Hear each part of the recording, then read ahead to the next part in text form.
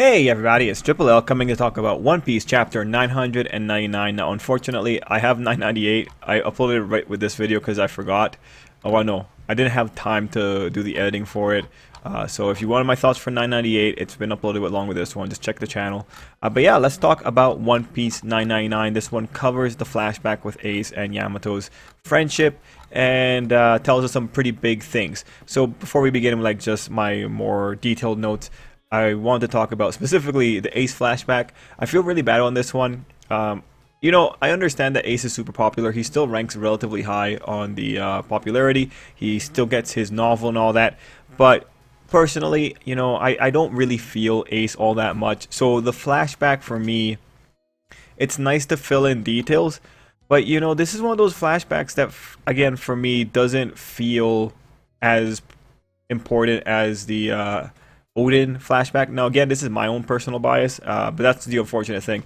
If it comes down to anything of Ace here and I miss anything, it's ultimately just because I don't really care too much about Ace as a character at this point anymore. I mean, the guy's dead and I don't think he has as impactful a legacy on the people he touched in the same way that Odin does. Like again, nice to know that Ace and Yamato had a friendship, and it's cool to get world building details through the flashback. But again, Ace, for me, like, he's this character that Oda brought in, and it feels like they want to make Ace to be bigger than he is or was, and it's just I don't feel it. Ace still, you could say he's a little bit of a tragic character here, but especially with Ace, this is one of those flashbacks I can't really get behind. And then when we talk about that, like a good chunk of the chapter is talking about Ace. We have Tama realizing that Luffy is Ace's brother. We have Yamato informing everyone else. I mean, it's cool with the commonality, but, personally, not my thing. Still pleasant to have. I'm glad that it didn't go for too long. I'm glad we got other things thrown in there as well. The other thing, of course, is the big reveal that Kaido has a fish fruit. So this is really interesting. I'm not surprised in the sense that I had my mind open. In my mind, Kaido's a dragon.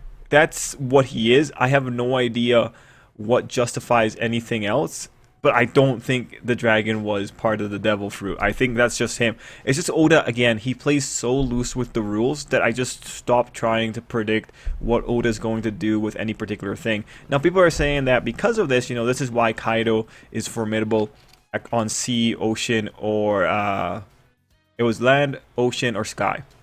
And that's a pretty cool detail and all that. But again, I think that line, when you live in a world where Jack is a fishman, and when you live in a world where, well, you're a dragon, you can fly, and then there's just so many questions. The whole thing with Kaido being formidable on sea, that could be easily interpreted as, well, he's a pirate, right? If you said that Luffy was formidable on the sea, what's the first thing you're going to think of? It's like Luffy's really good at naval combat, right? I'm not a fan of taking relatively wide statements and applying them here, because that's the point of a relatively wide statement. It's so that you can say, oh yeah, I was pointing to this, even though there is another completely rational alternate interpretation. Again, it's really cool for the fandom because you get to get excited. At base, why be impressed with a wide statement? The point of a wide statement is so that you can potentially have the time to fill it in later. That is to say, when we come into this whole thing about Kaido having a fish fruit, that is legitimately interesting because that's the first fish fruit we've ever seen. And so now we have to ask, how worthwhile is a fish fruit? Devil fruits take away a person's ability to swim. So what exactly happens when you got a fish fruit? You can't really use it underwater. Yeah, not really. And that really opens a question of what exactly is the fish that Kaido has. On the fan translations, I saw people are really excited. They're talking about, what this could point to. And they point to the legend of the koi fish that jumped up the waterfall and became a dragon. That's the legend that Gyarados is also based on in Magikarp. So the idea that it's a koi fruit, that's pretty interesting. And when you talk about it, well, it's a mythical fish. Well, you could say oh yeah, the koi fish that became the dragon could be the mythical fruit. Honestly, I could also be very wrong, and the dragon aspect could be something that is just part of the fish fruit, which don't even get me started on what that classification means. What does it mean that you have the fish fruit whose component is to turn you from a carp into a dragon? I don't know. It's a pretty crazy thing. But, you know, again, I think we have to be ready for anything. I think we're at a stage where Oda plays loose with the powers in the sense that, you know, sometimes things are going to come up and you don't really know what's going on until after the fact. And my example for this is always going to be Dellinger, because Dellinger shows where exactly Oda stopped or like he's one of the characters that shows where Oda stopped playing by the rules in a neat way. You could also say that Monet is a character that also started like messing up what exactly is creating people's powers. And in some degree, you could say Frankie, because he was like he was the first guy that was mistaken for a devil fruit user. But just to get my point there, Dellinger is a half human fisherman, or sorry, half human, half fisherman, right? And then that by itself is a pretty mind-blowing thing. But then you find out that, oh wait, they can hide their fisherman traits if they're a halfie. Okay, and so at the time people thought that Dellinger had a devil fruit because we'd never seen that power before. And then it turns out, oh wait. He's a fishman of a variety of fish that is unique to One Piece. The first that we had ever seen. And right there in one character, we had so many new ideas being thrown in. And this is why ultimately I want to be very careful with Kaido here as we start talking about what exactly his powers are. Because being a mythical fish, we're not limited to just, well, Japan's lore in this one. And we also have to consider that when it comes to dragons, dinosaurs are somehow dragons in the classification. So don't even get into the just the incredible rhetoric about what that means. But when we're looking at mythical fish, you know, the first thing I am legitimately thinking, it's mermaid or a merman. He's got a merman fruit or something like that. He might have a sea serpent fruit. That might be another mythical fish. Because if you're going to say a dragon's a fish, you could say something like the Loch Ness is a... Oh, sorry. If you're going to say a dinosaur is a dragon, if Oda was to say that a sea serpent or a sea snake is a fish, I'm not going to say anything against it. If he was to say that an eel is a mythical fish, well, or some kind of eel is a mythical fish, sure. I looked up some mythology for Japan just to know, like, there is legitimately an undersea dragon palace, and you know there's a whole lore about the dragons that live underwater and all that. Could that fall under a fish? No. Like, the reality is the dragon that we have here in Kaido, like, it's either Kaido just flat out a dragon who somehow has human shapeshifting powers, much like the Kitsune does in this arc, or Kaido is a carp that can get to turn into a dragon, which is also kind of, I think, cheating a little bit, but we'll have to see. At this point, I know people are saying, like, because of the scales, he looked like he could be a carp, and that sounds pretty strong to me, but again, we gotta be ready here. I think Oda's gonna throw another curveball specifically in how this power works. I'm excited, but I do want to believe it's not going to be a carp. I want to believe it's going to be some other strange mythical fish. You know, mermaid blood, this is a Japanese folklore. Mermaid blood, if you were to drink it, you have a certain kind of immortality. You can recover your wounds very easily. I think there are stories about, I think there is folklore in Japan about people that drank mermaid blood or ate a mermaid and they got that low acting regeneration. That's why I'm bringing up that kind of thing. Like, what else could it be for a mythical fish? You got the carp that turns into a dragon, mermaids, the kraken, undersea. Oh, Leviathan would be one. Yeah, I'm just looking. There's a few more. You know, given that the human fruits have Buddha in there, we can also probably throw in some kind of sea god that turned into a fish or something. You never really know. Oda can go kind of wide on this one, but geez, Kaido has a lot of power.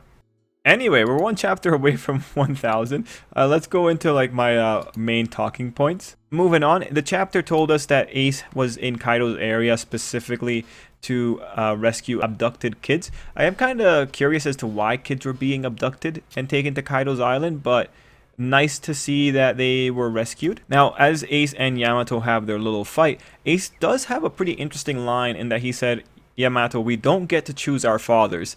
And that was in reference, of course, to everything that Kaido was doing to Yamato at the time.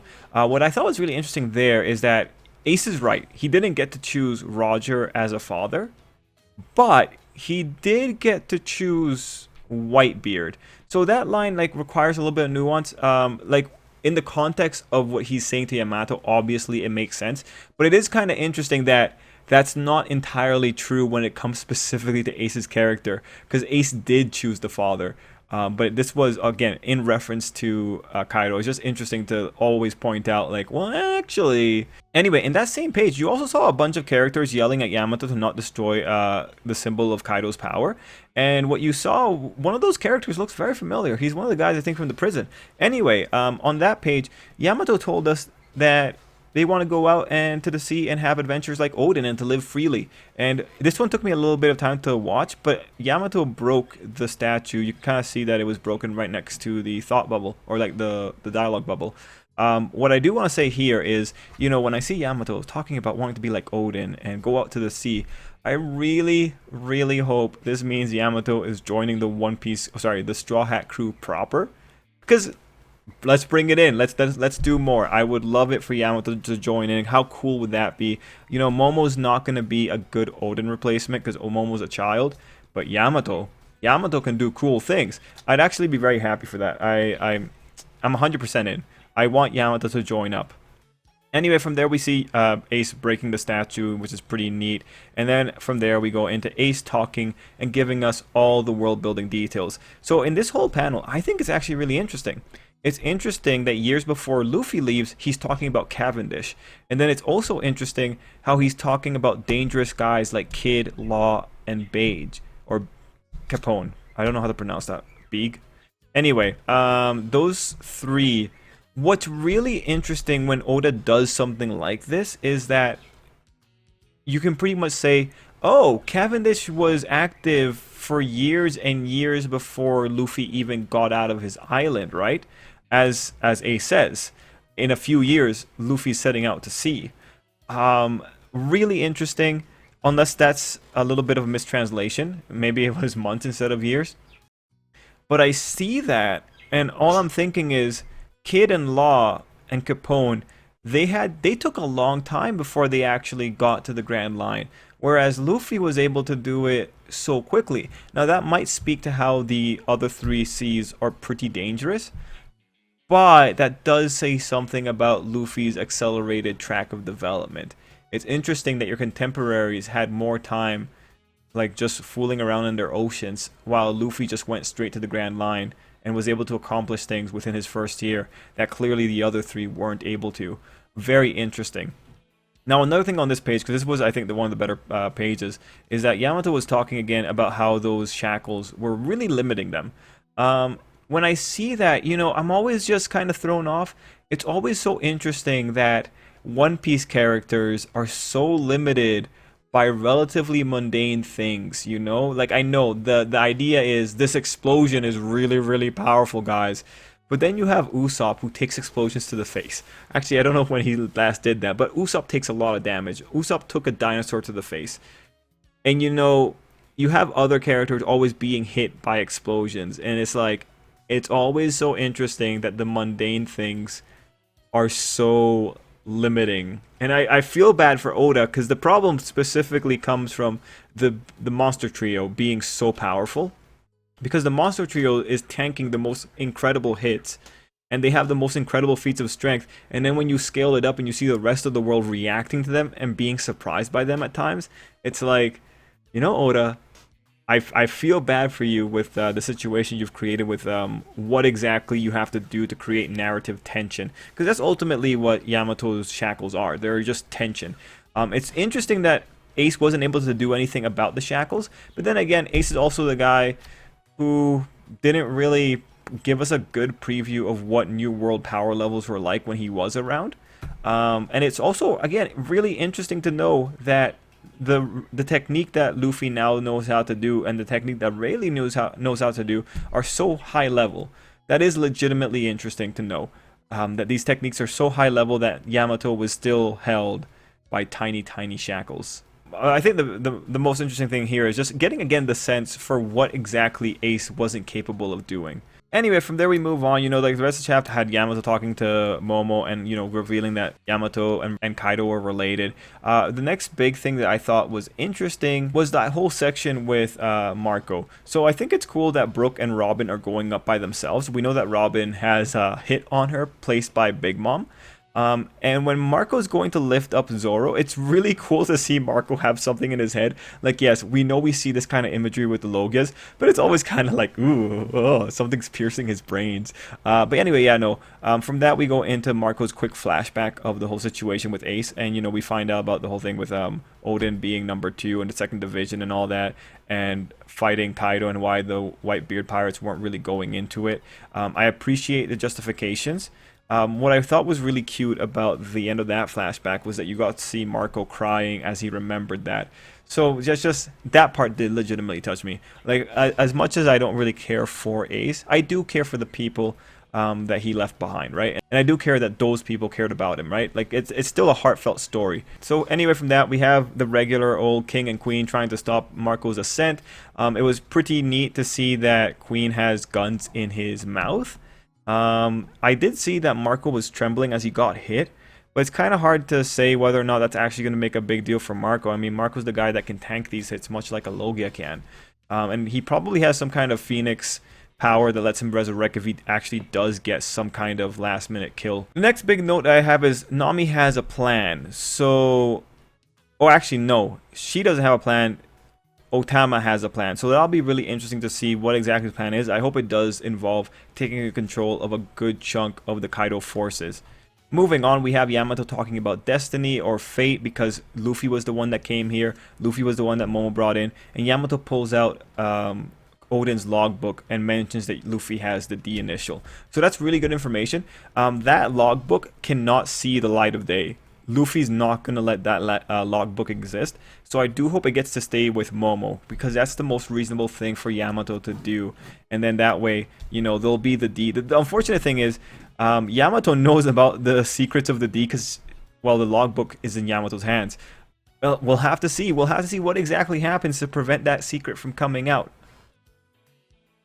I hope that doesn't mean that Yamato's not going to join on, though. And finally, there we go into the last little bit of Big Mom and Kaido talking. It was cool to see that Zeus is fully back on Big Mom's side. And it was, of course, nice to see the history between Big Mom and Kaido. Big Mom seeing Kaido as a little brother and all that kind of stuff. It was cool to see how they were talking about pudding. When I see something like, Big Mom saying she can't wait for pudding any longer, it's like, yeah, this is kind of, we are rushing to the end here. Oda does need to get this done, but it's a little bit unfortunate to see these kind of lines here.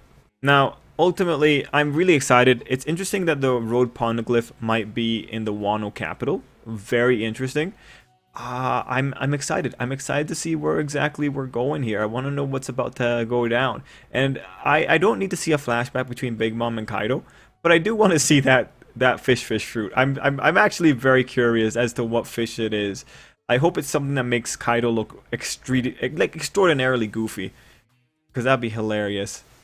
Anyway, everyone, overall for the chapter of One Piece, I think interesting chapter. I think pretty hyped the fact that we actually know what the devil fruit is in terms of a classification, and looking forward to the future. I really hope that in chapter 1000 it's gonna have Kaido getting punched. I will say though, Zoro is going up there, and I'm excited because the idea of Zoro going up against Kaido for even a little bit, I'm excited to see what's going to happen. I really hope that maybe for chapter 1000, Zoro arrives there, Luffy arrives at the same time, and they both fight, right? That would be really neat to see. If Kid gets up there at the same time, that'd also be super cool. It's just because Big Mom's there, I want to have some good counters for everyone that's going up there. I'm excited though. I feel like Zoro's gonna get a big moment, man. Anyway, everyone, let me know what you thought down below. And until next time, I hope you have an absolutely great day.